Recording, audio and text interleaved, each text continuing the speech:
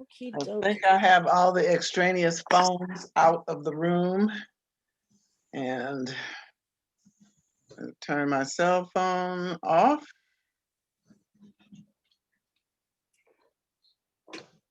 Mute. All righty.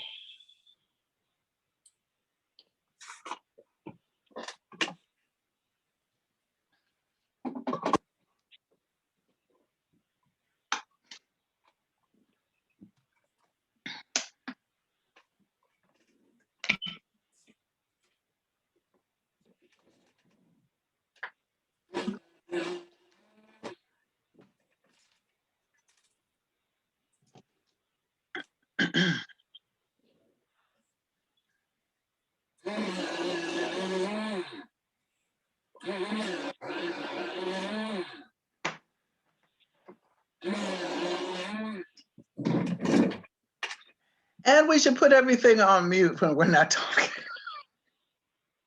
As soon as I got through sharpening that last pencil, I was going to say, is somebody sharpening a pencil?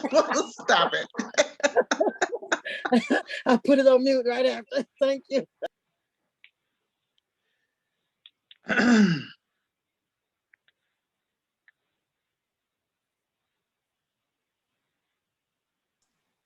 Okay, we're going to go ahead and get started now. So good evening and welcome community members and leaders to the Civilian Review Board's CRB, National Association of Civilian Oversight of Law Enforcement, NACO, Annual Conference Town Hall. First of all, I wanted to say thank you to Councilwoman Burrow for her work as the liaison to the CRB from the council. She suggested that the CRB begin a town hall series to get information out to the public. Next, I would like to thank Nicole Barton for helping the CRB obtain scholarships to attend the NACO conference. I would also like to thank Chris Crable for setting up the technical parts of today's town hall and agreeing to moderate the Q&A session. Finally, last but not least, I would like to thank Tiffany, Jerry, and Brenda for their hard work in putting together the presentation, and the rest of the CRB for their hard work this past 4 years. Tonight, the CRB will be presenting summaries from the NACO annual conference that was held virtually in July, August, and September of last year. This will be the first of several town halls that we will be holding to better inform the public of what we are doing. NACO was generous enough to provide scholarships for all CRB members to attend the conference. The conference consisted of 31 90-minute sessions, and originally we intended to show you the actual videos that were presented. However, we were told that each presenter owned their own material and that NACO had not received permission from the presenters to release their material to the public. As a result, we had to change our format to instead provide a summary of the information. We chose 5 sessions that we thought would be the most relevant for Ferguson. However, one of our members had a personal issue and could not attend. So we will only be presenting 4 of the sessions today, and the last one will be presented later.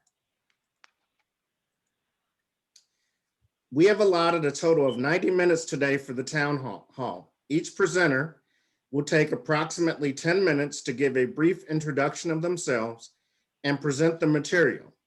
Once we have completed the presentations, then we will be holding a Q&A session.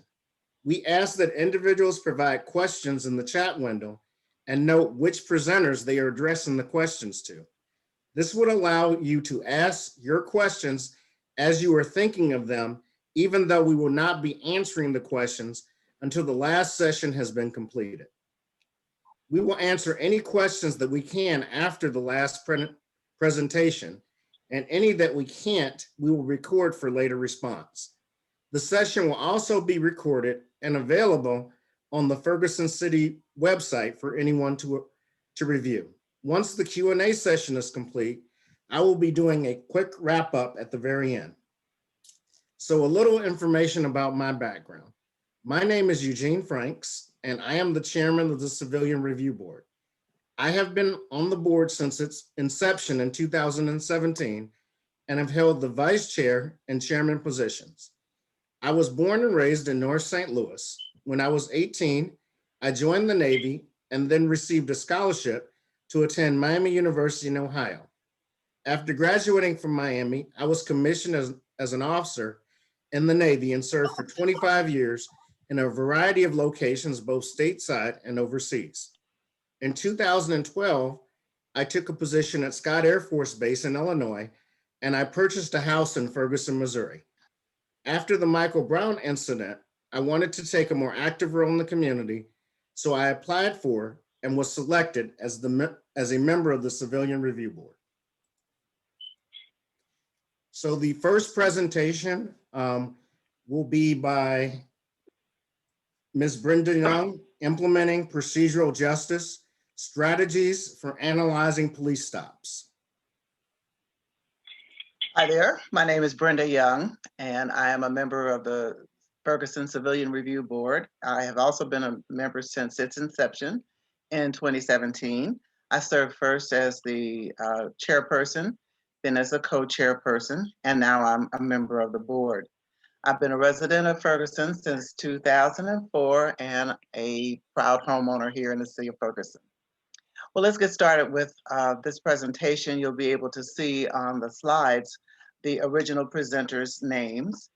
And just know that tonight we're going to be looking at some of the strategies used for assessing whether or not procedural justice is being properly applied.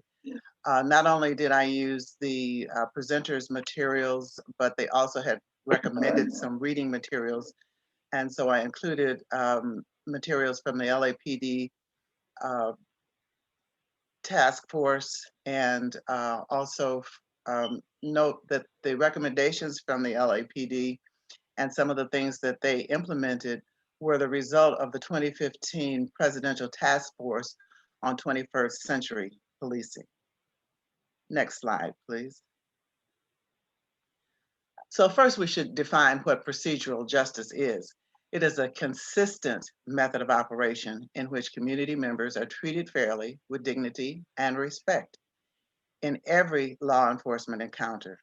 This is just one aspect of justice, but procedural justice is very important to know that what happens has the basis behind it of justice for the whole community.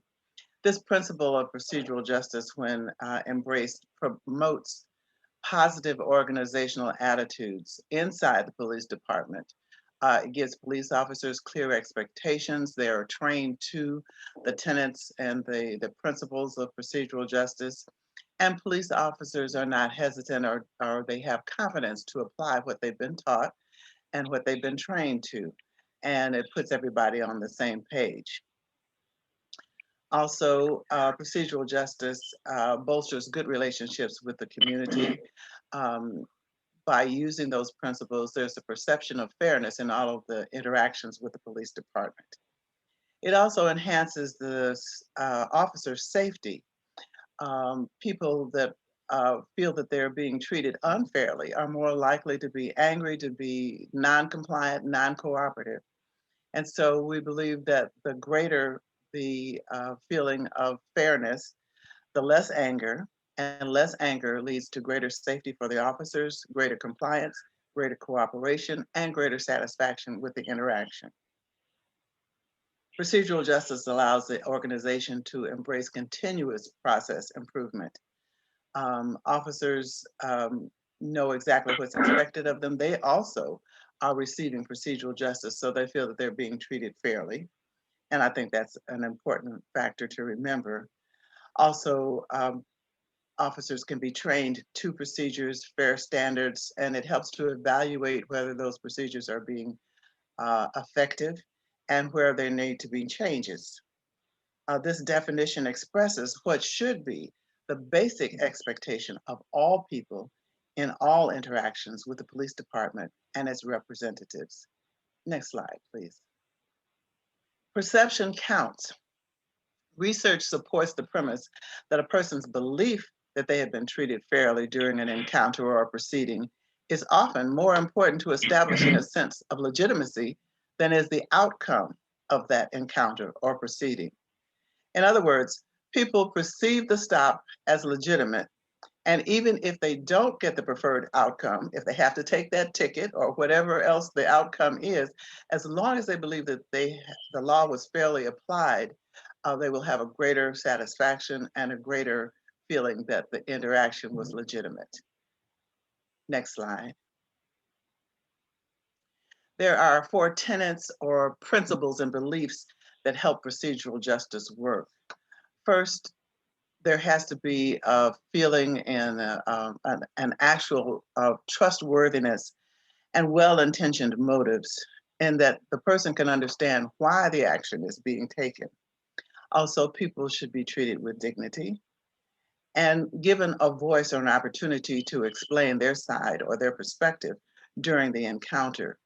It's important that citizens and the people that encounter the police are perceiving that there is a guardian mindset serving and protecting rather than a prosecutorial mindset. And the 4th tenet or principle is that the police should be, and the interaction should be neutral and transparent. Decision-making should be neutral and transparent. And that indicates that the rules are being applied consistently and fairly. Next slide. So how do I assess procedural justice? Am I receiving it? Is procedural justice being applied? Is that the overriding principle where I live or where I work? There's some things that should be a part of that assessment. First, is the person in charge of or who is leading the interaction, are they listening? Are they giving people a chance to give their side of the story? Are they answering questions and being responsive? Are they addressing concerns where appropriate? Are there instances where there are complaints of pain or other issues that are being ignored? Those are factors that need to be evaluated as well. And is the officer conveying neutrality and fairness in decision-making? Some factors might include reviewing the relationship of the investigation to the suspected violation. So is it proportional? If the issue is jaywalking, are handcuffs a proportional response to what's going on in the street? So those are some kinds of things that we want to look at. Also, to note differences in questioning.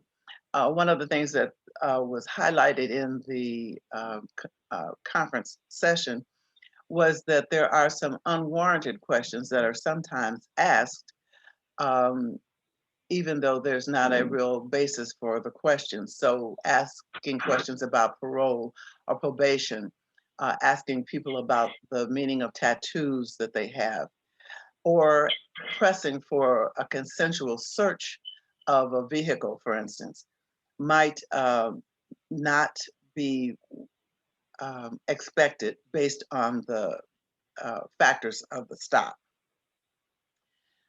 Also, we want to identify if there are any threats or any unusual attitudes. If the officer's answering a question, why are you doing something? They're saying, because I said so, or because I can, or because I'm the one in charge, or something like that, is something that we'd like to, of course, see avoided. Every day we're asked to evaluate all kinds of service that we receive, from sales encounters, anything that we purchase online. They're likely to send us an email and say, can you rate your interaction with our customer service person?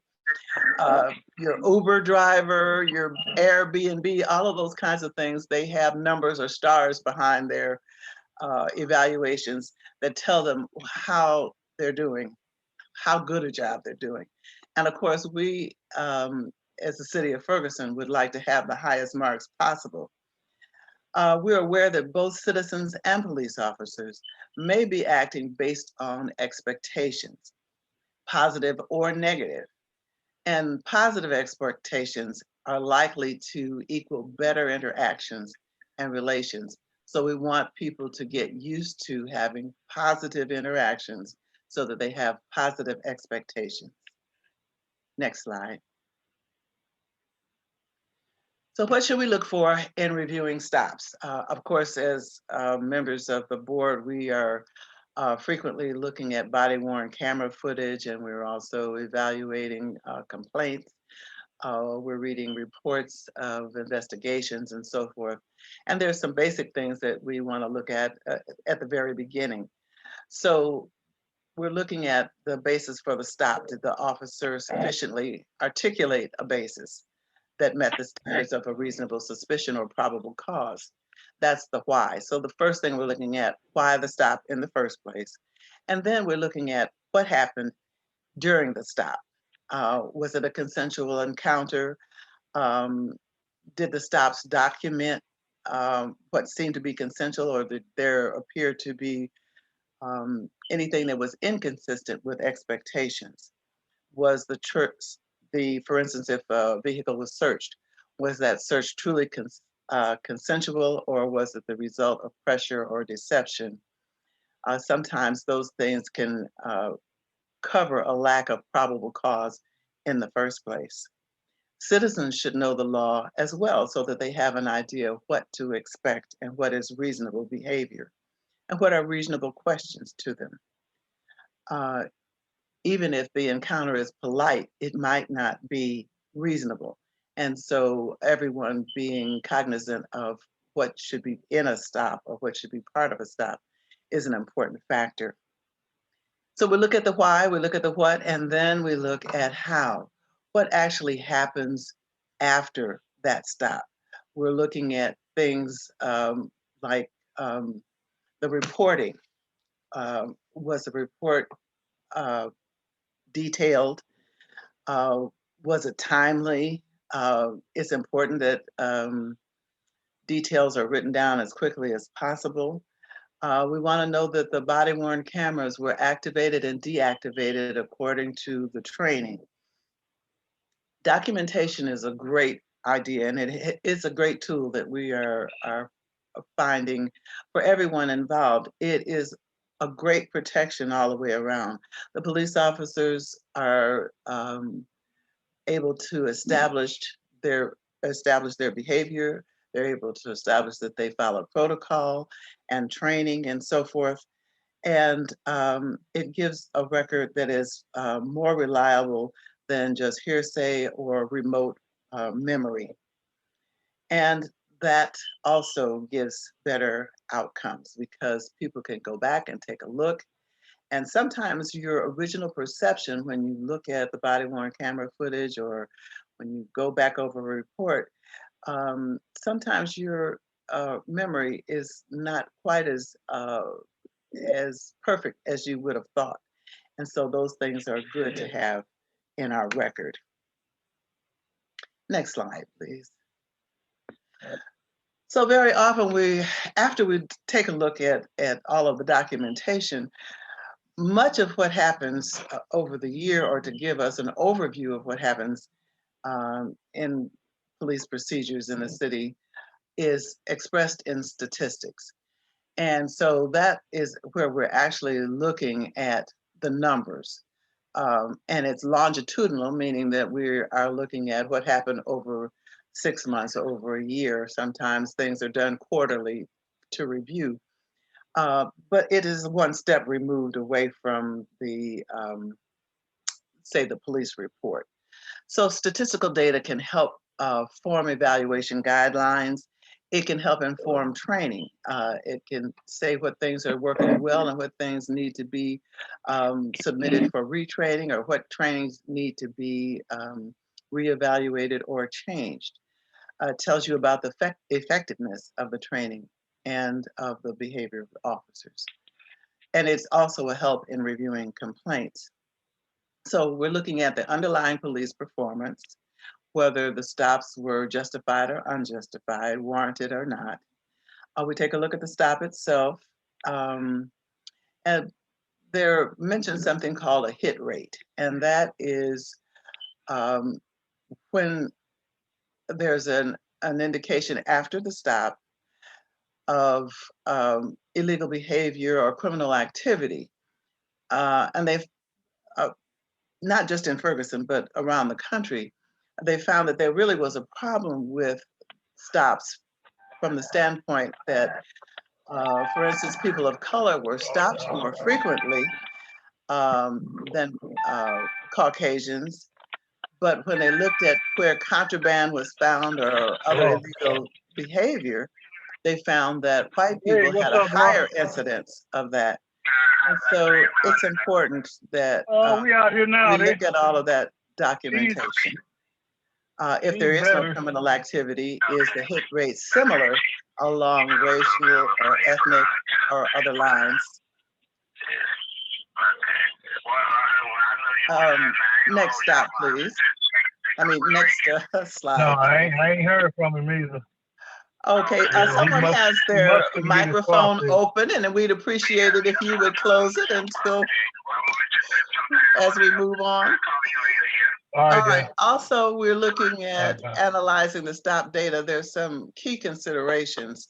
It's important to know that when we're looking at raw data, that just says what happened. It's a way of counting things, counting incidents, counting arrests, counting contraband, all those kinds of things. So it's numerical.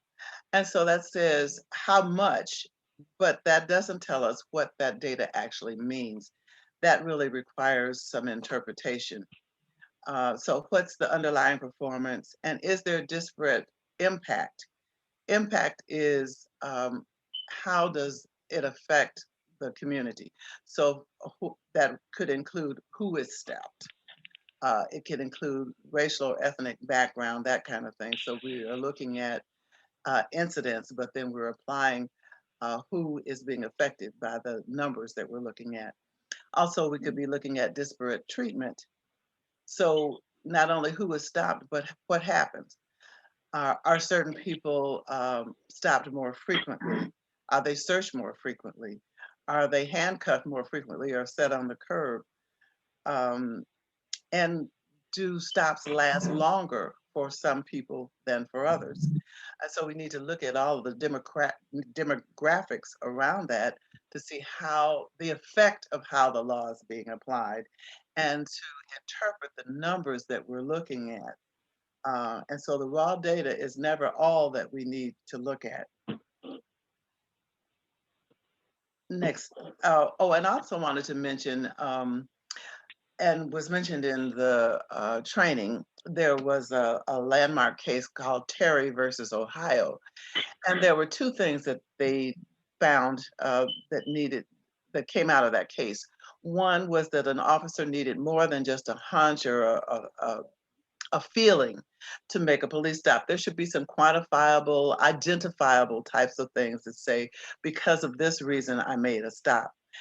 We recognize that people might have biases that are even unconscious to them, and that's very much how biases operate. And so it is important to have some documentable reasons why the stop was made in the first place. So that's number one. And number two, that stop does not equal the same as frisk. And standards are different for each one, and they need to be applied separately. So that means that just because you had a reasonable approach to make a stop does not also equal that you have reasonable basis to search or frisk someone.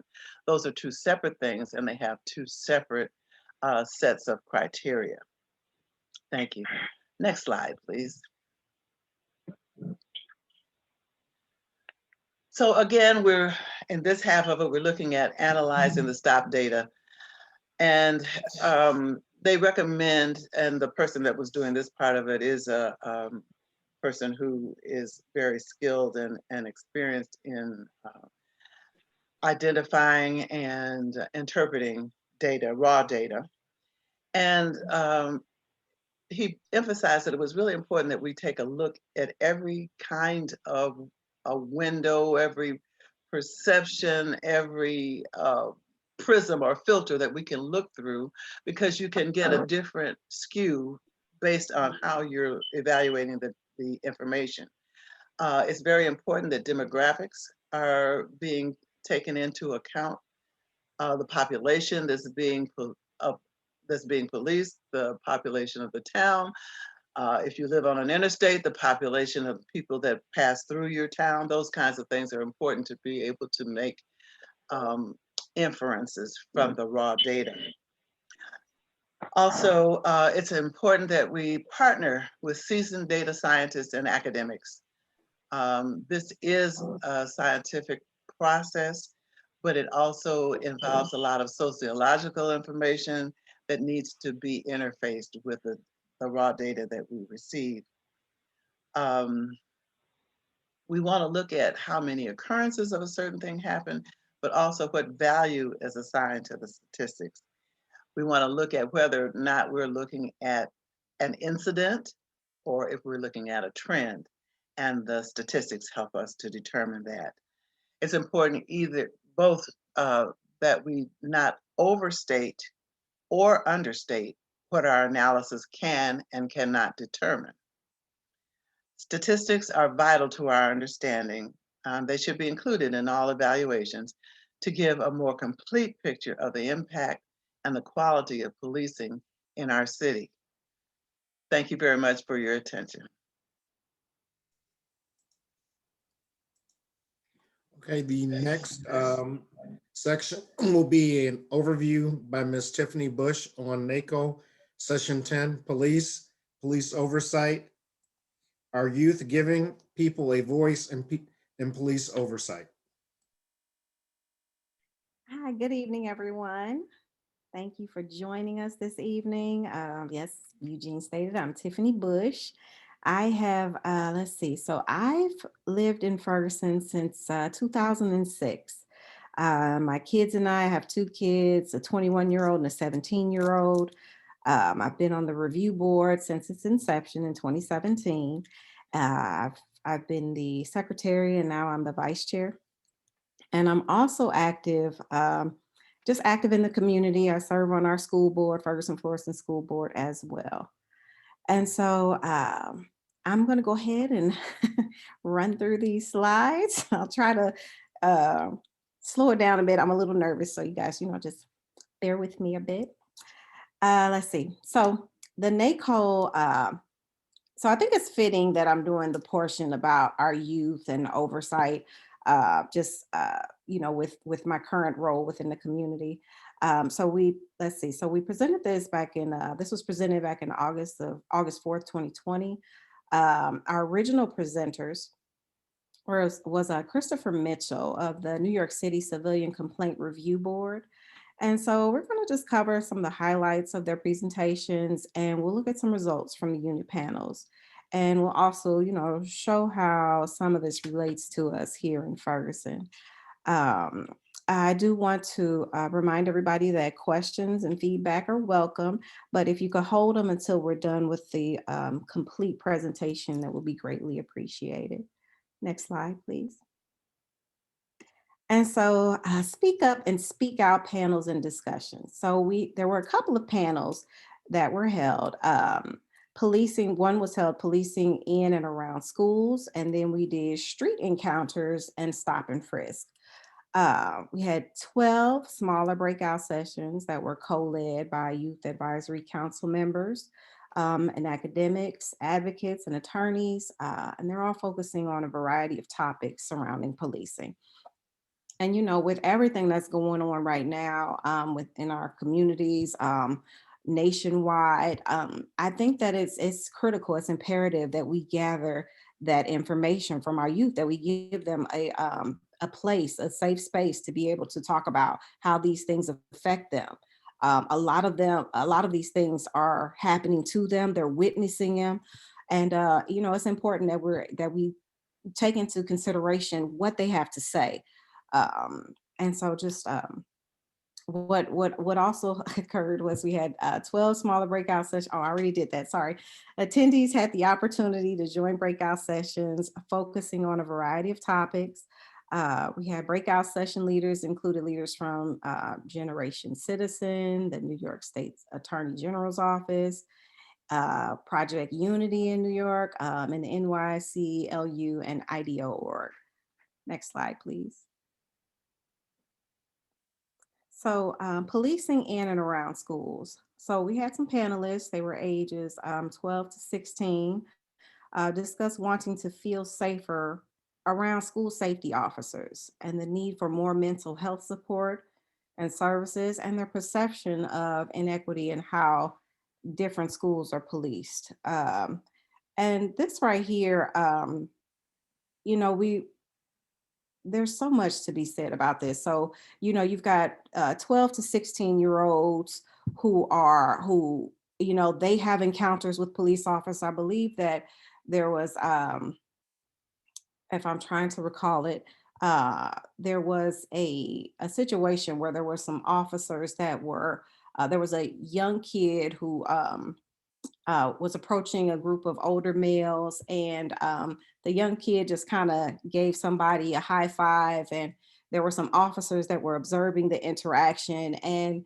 they immediately they approached this kid thinking that this young kid, and he was like 12 years old, had passed some sort of drug paraphernalia or something like that, and he was just greeting everybody, but what they said was that sometimes drugs are passed by kids. And even though they really necessarily witness it, the interaction, you know, had some sort of effect on that 12-year-old because he's just greeting everybody he knows around that's in his community. And the officers, they left, they didn't apologize, they didn't, oh, we're sorry, or they just walked away and left. And that was it. And so then you have these young kids who are left to reconcile these feelings of not really understanding, why did that happen, or why did that happen to me? So I think it's important that they included, 12-year-olds to 16-year-olds. Um, and that the, more mental health support and services. And the kids also they see what's going on in our communities, and um, they're starting to be more conscious and aware. And so I think it was just a great idea to have that age range, that specific age range. Next slide.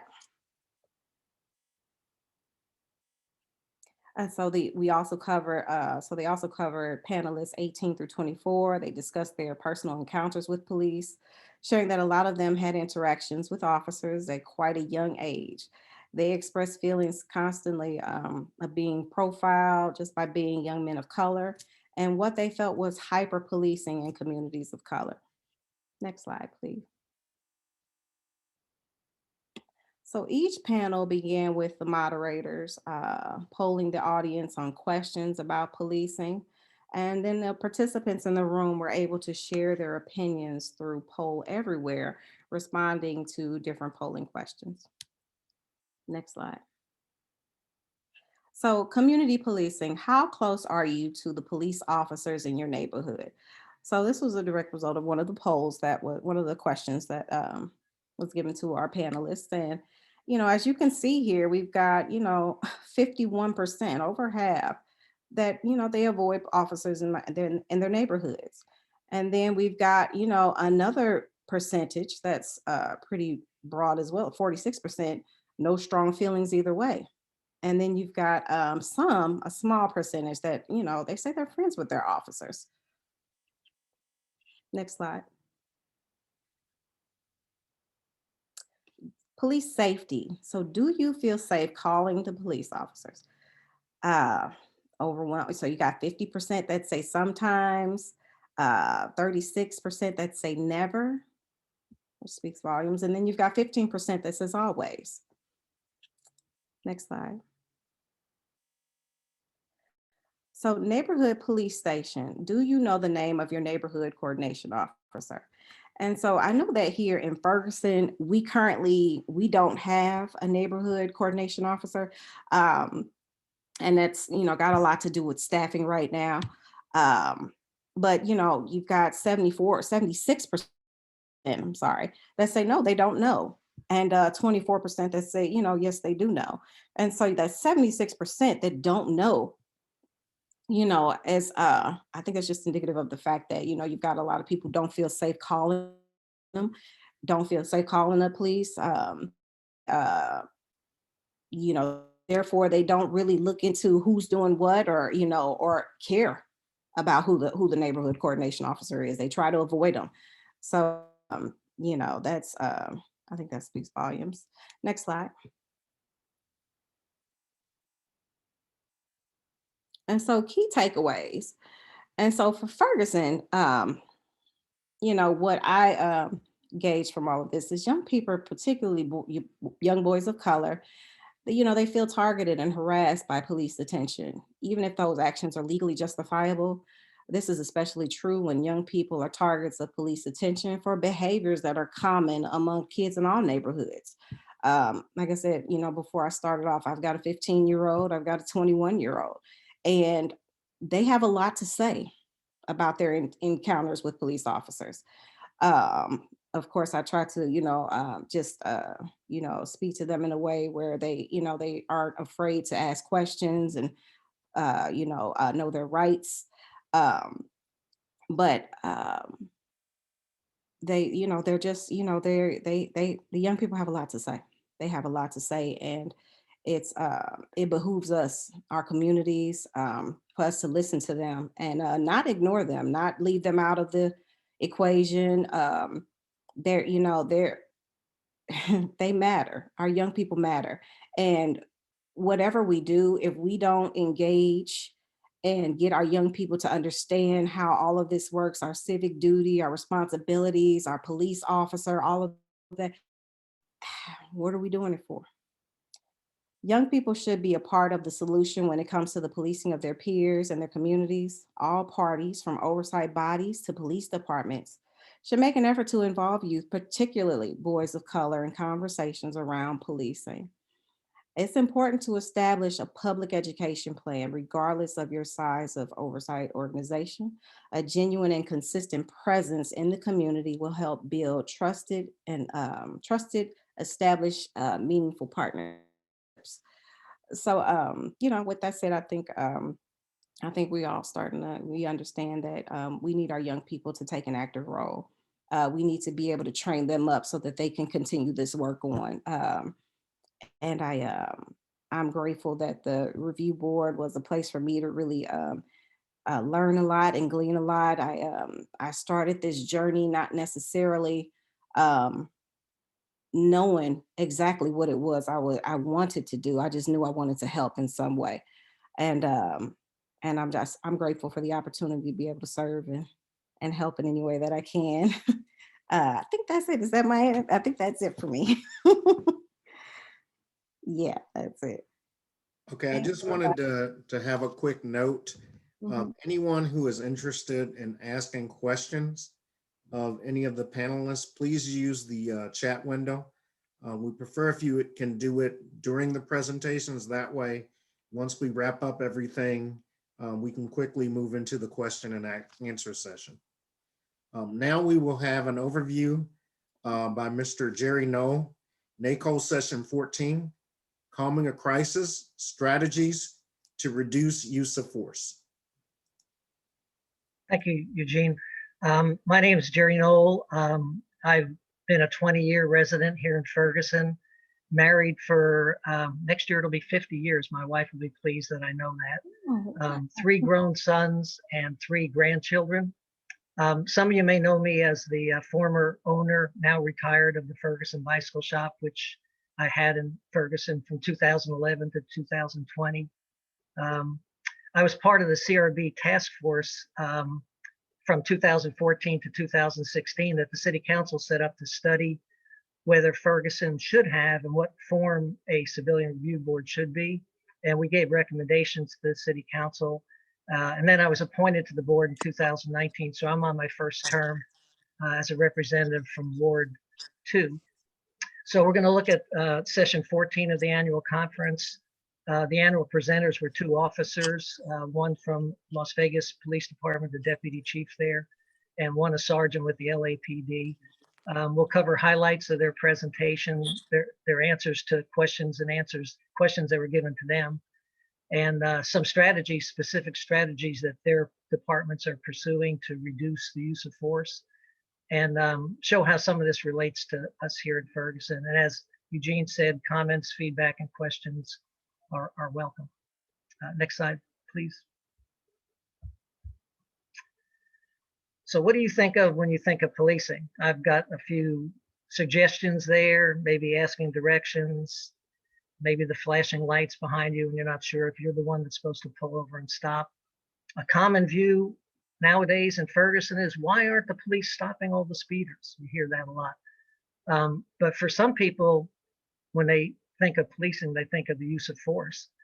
And that gets probably the most attention and causes the most controversy.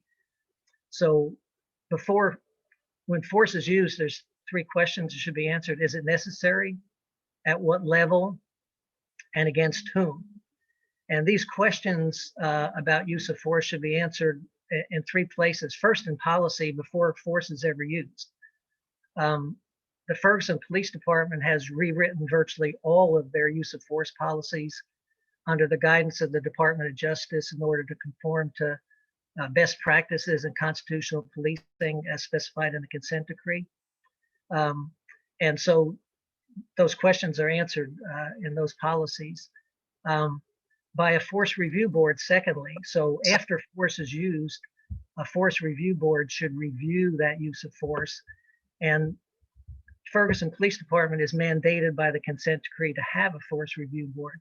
There isn't one in place yet. FPD is currently working with the DOJ and Monitor on a draft policy.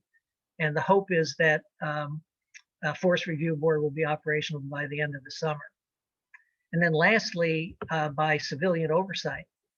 And that's where citizens, local citizens, put their eyes on the situation. Many larger cities have oversight agencies that are composed of highly trained professionals.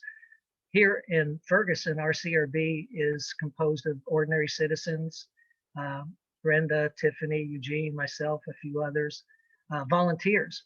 But I think that's one of the strengths of our CRB here. We are a built-in feedback mechanism to the city council, to the city administrators, to the Ferguson Police Department of how ordinary citizens view the operations of our local police department. Next slide, please. We all have biases about when we're not neutral about a characteristic of a person. Implicit biases or unconscious associations that cause us to have feelings and attitudes about other people. We all have implicit biases, and the presumption of danger is a type of implicit bias where maybe the size, whether somebody's exhibiting mental illness, their gender, their race, these things cause a presumption of danger. As civilians, we have the same characteristics can trigger presumptions of danger for us too.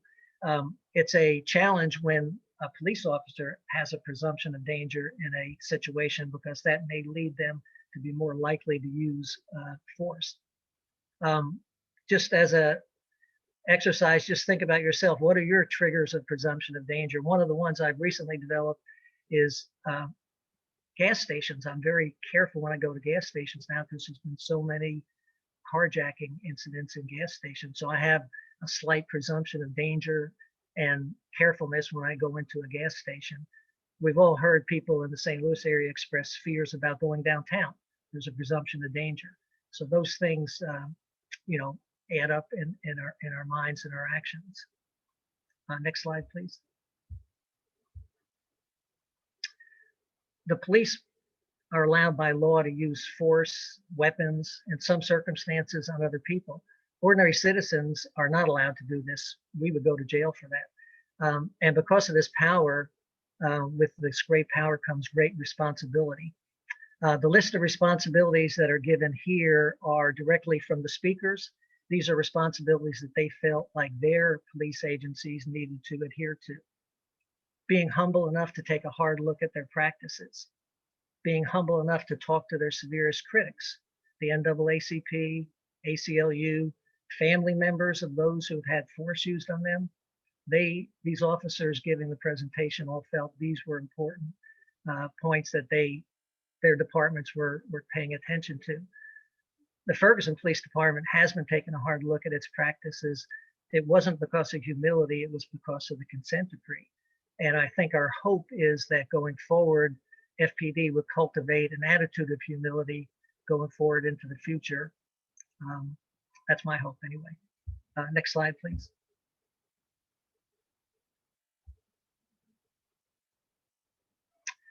Some specific strategies that Las Vegas is pursuing. The first thing that they want to change the hearts and minds of their officers, and they feel like it starts with policy, and they especially emphasize the duty to intervene policy. So just think about that duty to intervene. Just think about how the situation with George Floyd, which is playing out right now in the court system, would have turned out differently if one of the other or more of the other three officers had intervened. Totally different situation, but they didn't intervene. FPD does have a duty to intervene built into its new use of force policy. It's General Order 4.1.0, which you can look up on the police department page on the city website. The old policy previously did not have it, but now the new policy does have it. Some of the things that Las Vegas focuses on is community policing to help reduce the presumption of danger. Officers, like anyone else, are afraid of things that they don't know. And when they're not real familiar with the community, when they don't live in the community, they maybe have a fear of the community possibly. So what Las Vegas tries to do, their officers aren't required to live in the community, but they do ask them to shop in the community and participate in community events off hours, out of uniform, so they feel comfortable in the community and don't have a presumption of danger, of fear. Their force review board answers two questions about every review of force. Was the use of force lawful? Was it based on law? And also, was it necessary, which is based on their policies? One of the things they do that I thought was really significant was they go back later and try to determine the circumstances that were shown, where it showed that the police officer had a presumption of danger that led to a use of force, and then try to work through training on implicit bias to deal with those circumstances that triggered a presumption of danger. They also review their hiring standards to see if there's anything in the hiring process that may have predicted which officers would later on have misconduct complaints or be susceptible to unjustified use of force. So those are some strategies that they're pursuing in Las Vegas. Next slide, please. In the LAPD, the sergeant that gave the presentation there, she leads a co-response team that deals with mental health issues. So when responding police officers judge that a situation may spin out of control and escalate into a use of force, they call for the mental health teams, which then come and deal with the situation, deal with the person that's in crisis. And the officers are present, but they step back away from it and are there just for safety concerns. Sometimes they deal with PTSD issues. One of the things they mentioned that I had never thought about is autism. Some people that have autism are overwhelmed by sensory input, like the sirens, the lights, the police officers barking commands at them. That is very upsetting to a person with autism, and the mental health teams move in to reduce the sensory input there. And they've been very successful in reducing when those situations spin out of control and do result in use of force. Next slide, please. So these are answers that were given by the officers in response to questions that were asked during the Naco webinar by civilian oversight professionals all around the country that are watching the webinar. So one of their answers was, stopping little stuff by oversight of complaints can positively affect issues with use of force. So here's an example from officers in the field on how civilian oversight can help. And to me, that was very encouraging, because that's what our civilian review board here at Ferguson is doing. We're reviewing complaints, and the hope is that increases trust within the community, with the police, with the community, and overall things like use of force get reduced. Second answer, civilian oversight that can be overruled by the police chief can be problematic. Now here in Ferguson, our civilian review board can be overruled by the police chief. We can only review and recommend. This was a caution given by these officers who had seen that be problematical in their careers. It's too early to tell whether it's going to be a problem here for us in Ferguson, but that warning should alert us that to that possibility. It was refreshing also to hear these professional police officers, their view on withholding body-worn camera video. They felt that the only thing that does is reduce the public's trust, and using the excuse that it will affect the case or the investigation just isn't true. The video doesn't change. It's going to be the same today, a month from now, 6 months from now. The video doesn't change at all. So they felt it was very important to get the video out there to increase the trust of the community. And the last answer they gave had to do with early warning intervention systems, which they felt could be helpful, where certain things are tracked in officers' careers to see if that might build up to a critical point to where an officer might be more susceptible to stress and be more susceptible to use force when they shouldn't. Things like complaints, traffic accidents they've been involved in, traumatic events. I mean, policing can be sometimes very traumatic, and that can weigh on an officer. Personal things like divorce, death of a child, PTSD. These officers felt like tracking those things were important as early warning intervention systems. And that's what I have on that. Thank you. Okay, now I will be presenting on Naco session 28, Innovative Approaches to Seeking Equity in Law Enforcement Oversight. Again, my name is Eugene Franks, and I am the chairman of the Civilian Review Board. So session 28 was presented on September the 14th, 2020. There were 3 speakers: Darlene Flynn, who was an African-American female. She's the director of the Department of Race and Equity in Oakland. Patrick Caceres, a first-generation Filipino-American who was an investigator for the Bay Rapid Transit District, and Russell Bloom, a white male married to an African-American female, and he is the independent police auditor at BART. Unfortunately, the session ran long, so there was no Q&A from the audience. So tonight, what I will be doing is covering highlights of their presentation and then showing how the issues discussed relates to us here in Ferguson. As I mentioned before, if there are any questions for the presentation, please provide them in the chat window.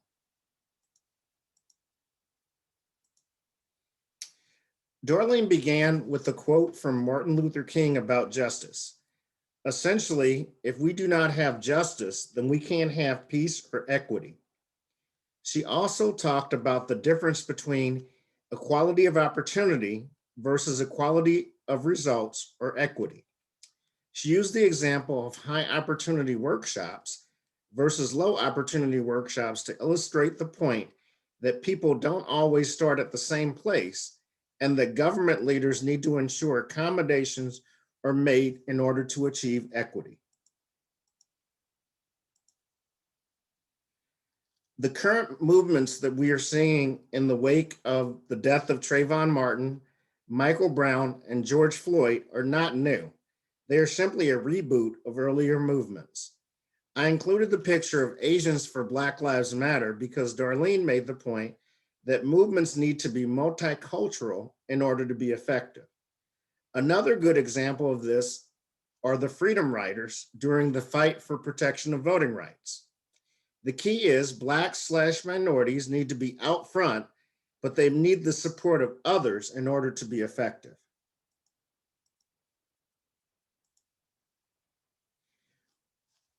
One of the main problems that has to be overcome is disparity in tools available to activists and governments. Activists are motivated to try to bring about a change, but often don't have the tools necessary to do so, while government has the tools to implement change, but often lack the know-how or will to use those tools.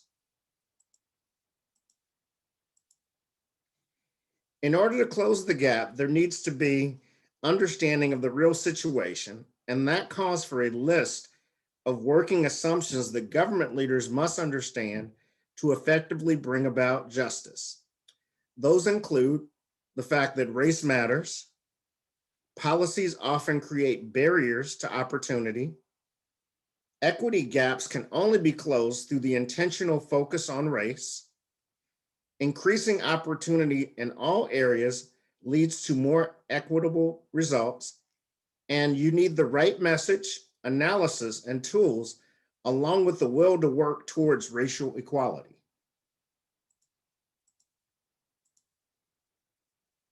Darlene then highlighted challenges that need to be overcome by government in order to bring about equity and justice for all. These include changing the mindset of leaders, identifying policies that need to be updated, and then establishing meaningful measures, collecting data, and then reporting on those outcomes.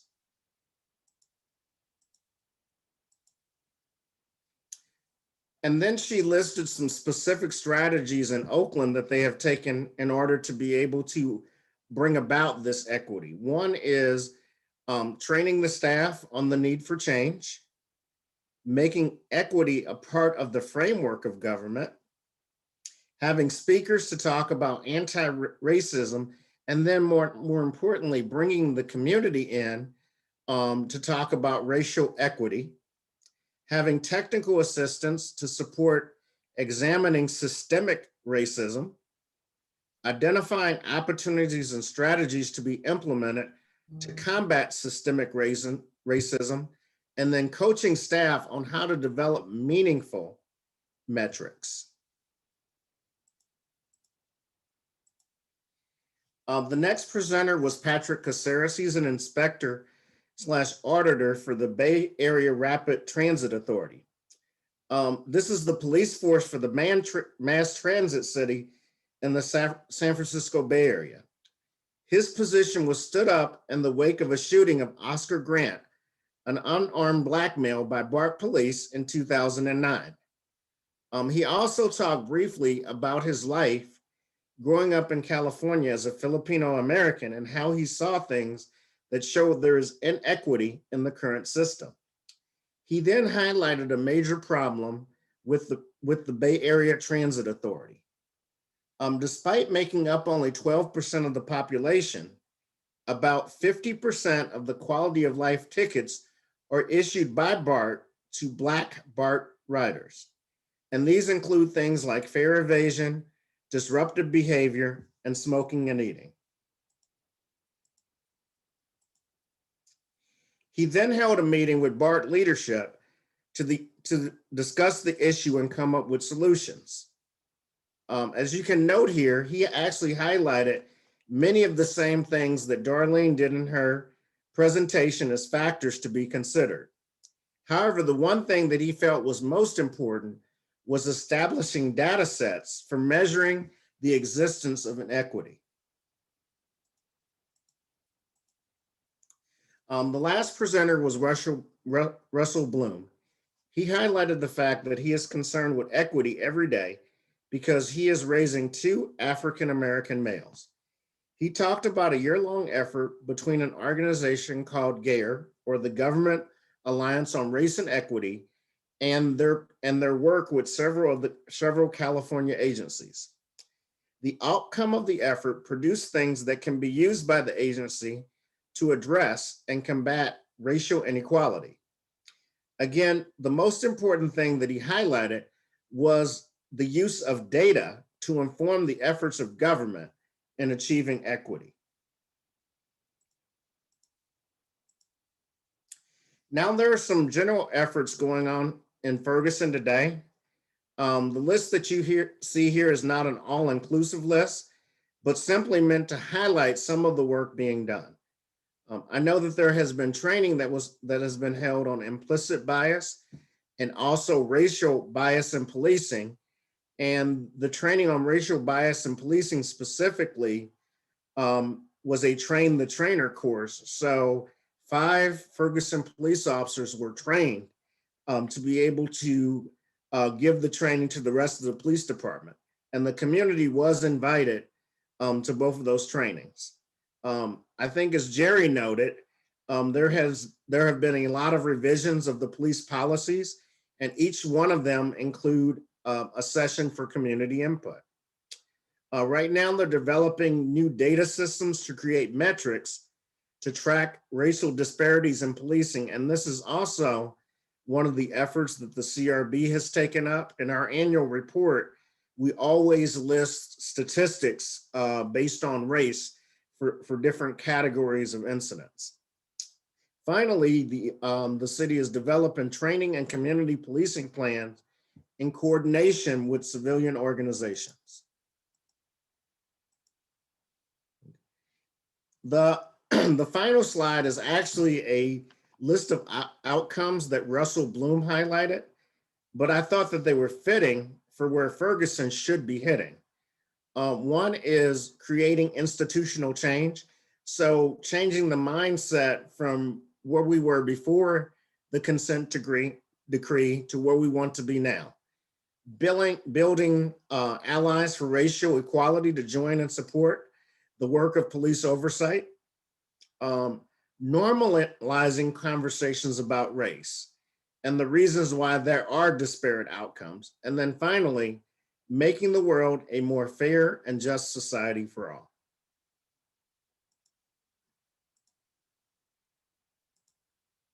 So this concludes the presentation portion of the town hall.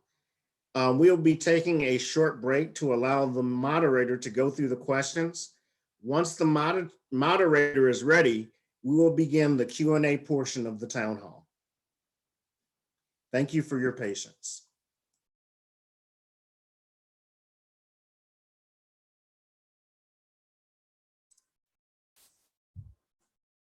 Eugene, I have all the questions put together. Okay, then we'll just go ahead and go into the Q&A portion then. The first question was, it was for Ms. Bush, and it was during Mrs. Bush's presentation. Who were the poll participants that Ms. Bush was discussing? So in the webinar, in the presentation, it didn't say who those participants was. It only gave a range for those kiddos. So we had the two ranges, 12 to 6. I think it was 12 to 16, and then we had 18 to 24, if I'm not mistaken, or 21. But there was, I don't recall any names that were given or what the breakdown of the groups was other than the age range. I'm sorry, but I can look into it and see if I can find out for you. Who were the participants? Okay, I'm writing that down, and so I will look into it and see if I can get an answer for that question. And I have this all typed up in a Word document, so I can send it to Eugene and he can send it out as well to you all. Okay, all right, thanks for the question. The next question, how was the community informed about this town hall, and how are the average citizens consistently informed about the CRB statistics? So it's more of a general question. Yeah, I can answer part of the question. I think Jerry can answer the other part. I know that the only thing I did is I reached out to Proud, and I also made sure that it was placed on the Ferguson City website. But I think Jerry did some other things, so I'll let him answer the rest of that question. Yes, we don't, like an organization like Proud has an email list, which we don't have. We're just a board of the city. So like Eugene said, it was posted on the city calendar. We do have a Facebook page, so we did post it on the Ferguson Civilian Review Board Facebook page. If you hunt for Ferguson Civilian Review Board, you'll find our page. We put our meeting notices on there, notices for this. When we publish our annual report and other reports, we always put that out there and put a link to the report there. Another one was the NPSC, which is a community group that does have a mailing list. So we try to partner with some of the local groups that have mailing lists that can mail to their group. And any ideas to communication from the city, and we're a board of the city, to the community about events that are going on is always a challenge. So any ideas on how to get word out, we're open to it. Yeah.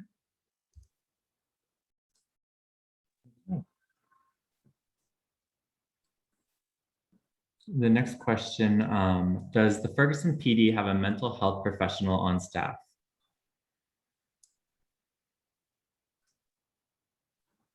That's another general question, I think, for the board. I think the answer is no, but I'll have to check on that. Okay. The next question, theoretically speaking, if a Ferguson police officer was seen on camera using deadly force, unnecessary treatment towards a resident today, what exactly would the role of the CRB play in the officer's next steps in the Ferguson Police Department and or de-escalation of the retaliation, potential unrest of our residents? De-escalation, sorry. That's another general question. I'm sorry, can you repeat the question again? Sorry. Yeah. Theoretically speaking, if a Ferguson police officer was to be seen on camera using deadly force / unnecessary treatment towards a resident today, what exactly would the role of the CRB play in the officer's next steps in the Ferguson Police Department and or de-escalation of the retaliation, potential unrest from our residents? I mean, the short answer is that's outside of the scope of what we do. We're actually a review board, so we only review information from the Force Review Board once it's stood up, and then any complaints by the citizens. So the short answer is we really would not play a role in that. Now, if there is now we do review all of the use of forces that happen within Ferguson. So that is something that we could review and comment on based on the procedures. But in terms of us affecting any discipline or anything like that, it would probably be outside of the scope of what we do. Can I throw in a little bit, Eugene? Yeah, one of the new policies that the Ferguson Police Department just put in is a policy on the release of body-worn camera video in critical incidents. So you gave a hypothetical there. What would happen if there was a deadly force used? It hasn't happened yet, but there is a policy now in place that the chief would go to a group of, I think the policy, you can see it on Ferguson City website, would go to a group of concerned or persons of interest, which would be the city attorney, the police chief, but the CRB is in that group. And together we would work with them to decide how quickly to put that video out there. And I think in general, what everybody's finding is the quicker you can put out video, the more it tamps down mistrust in the community, and the community gets their questions answered. Yeah, Eugene's right. Like any review of a complaint or anything that would happen, we'd be much later down the stream, but we probably would be involved up front in deciding whether the video should be released very quickly. And that would help relieve some of the tensions. The quicker it gets out there, the quicker the tensions could be relieved. So that would be helpful. Okay, thank you so much. Okay. And then the next question is just a follow-up for Tiffany's question. So they were wondering if it was the youth of Ferguson who were polled in that survey, but it sounds like it was more from the presenters, not somebody from Ferguson. Right. It was I believe the Youth Advisory Council or the panelists for that were polled for those questions in New York. And then we have a few questions that are starting to come in now after more of the Q&As. So The next question would it be possible to put, I think it's just put in the Ferguson newspaper. So I'm guessing that was from Erica. So would it be possible to like advertise the CRB's meetings in the Ferguson newspaper? Yeah, actually, we have a meeting that's coming.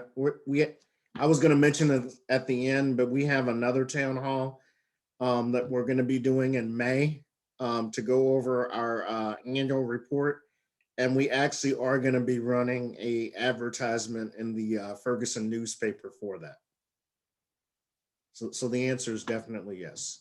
I might have mixed that up. Maybe they were referring to the statistics for the CRB. Maybe I missed the question. Would it be possible to post the statistics for the CRB in the paper? Oh.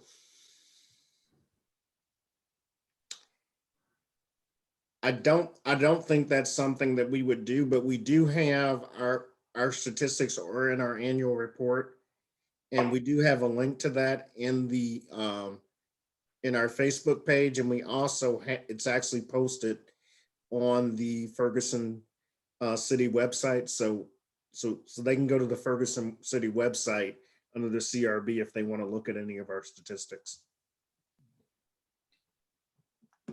Then the next question that has recently come in, have you already used any kinds of statistical analysis, or is that yet to come?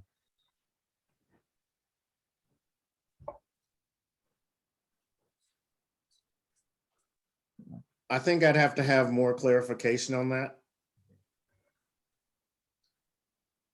That was from, I mean, I'm not sure what statistical analysis for what. I mean, our annual report has a lot of statistics and graphs and stuff in there. So, I mean, that'd be a starting point to look.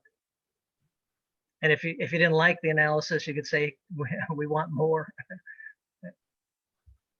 I think this will be a good question once we do our review of the annual report. I think that once they see the statistics that we're going to present, then hopefully whatever questions they have, they can bring up at that point.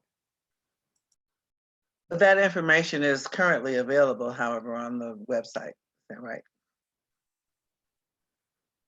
Yep, that is correct.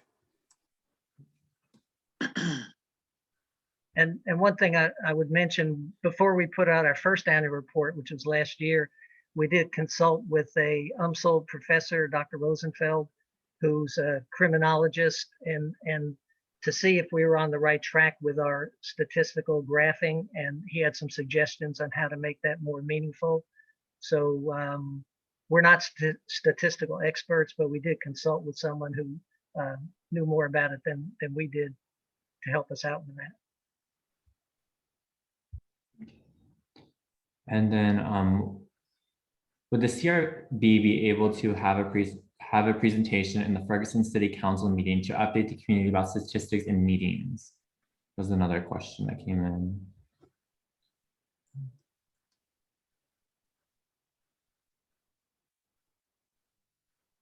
I'm sorry, say one more time. Yeah. Would the CRB be able to have a presentation in the Ferguson City Council meeting to update the community about statistics and meetings? We would, I think we'd be better served doing it as a standalone. That way we're not competing with whatever is on the agenda for the city council. So we'll just have to make sure that we do a better job of publishing it so that people know to attend, but I think we'd be better served doing it as a standalone meeting. Then the next question, or the next question that came in is, just aware that many of the learnings from these lectures are worth the cost to add the abilities and capabilities to the CRB. Has any progress been made for the city to fund future trainings, conferences, attendance by the CRB members?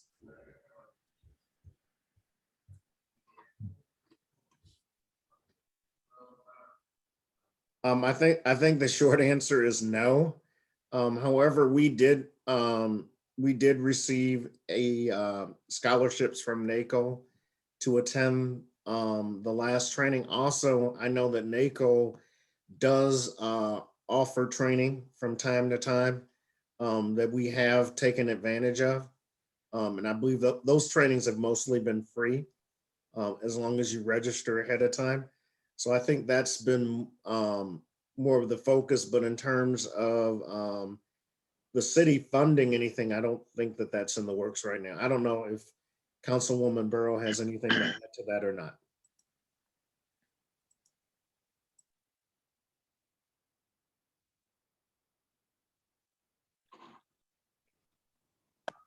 Eugene, I can answer that. We have not gone through the budget for that just yet. What we have done is I have personally awarded grants to the CRB. This is something that we do every day. We work CRB every day in some form or another. And I think it is essential that those that are on the CRB have the necessary training. And as you can see from tonight, it is very valuable to what we're doing with the consent decree. So it has been mostly a personal thing where we have been able to apply those that wanted to go with funding from personal assets.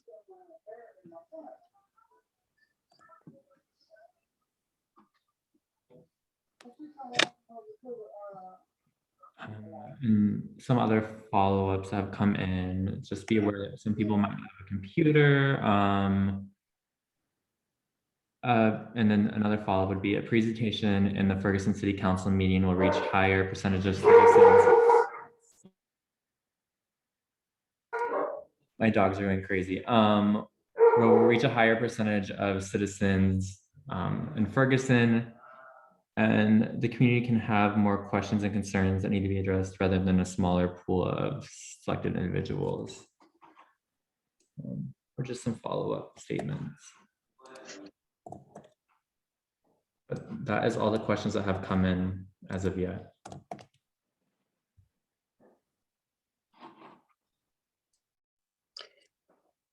Eugene, can I make a statement here?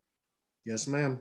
This is Councilwoman Tony Barrow. What we are looking for when I first suggested that we have these town hall meetings is an awareness for the community.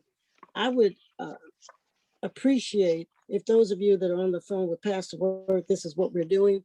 And if you could come to some of our open meetings. So a lot of these questions are answered every time we have a meeting. We have an opportunity at some point when we're having open session to ask these questions. I have to say, Cassandra Butler has been one of the people, citizens that have been in many of our meetings.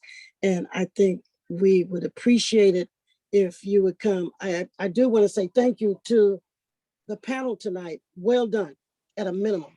And so we have more coming.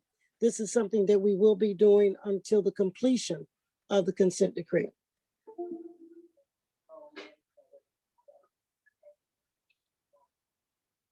Yeah, I just wanted to add too, we do have meetings on the first Monday of every month.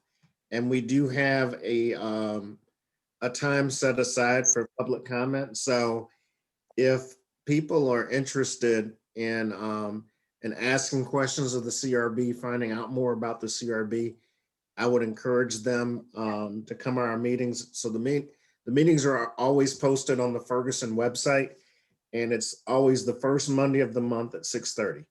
So I would like to go ahead and kind of wrap things up now. I would like to say thank you to the members of the community who attended the presentation. Honestly, without you, we would not have our current oversight responsibilities. Our next town hall, if you want to go ahead and take a note of this right now, will be held on May the 18th at 6:30. It will be on the Proud Zoom web link. We will be having a notice in the Ferguson newspaper. And Erica, if you have any suggestions for where else we might be able to post it as well, please let me know. The event will be that event will actually be sponsored by Proud. One last thing that I wanted to mention is that the board is currently down to only 8 members. We were actually allotted 9 members. And we're also looking to add more talent, always looking to add more talent. The current opening is for an at-large community member. So if you or anyone you know who owns a business or works in Ferguson, please encourage them to either contact myself or the city council to express their interest in joining the board. I'm going to go ahead and put my email in the chat window. So if anybody wants to ask me anything directly or have any additional questions, you can contact me directly. So hopefully everybody has that. And then I just wanted to say, I hope everyone enjoyed the presentation and have a good evening. And I'll keep it open for at least a minute so that anybody who wants to write down my email, they can do so. But thank you for attending, everyone. Thanks, everybody. Thanks, Bye-bye. Eugene. Thanks, everybody. Thanks for attending.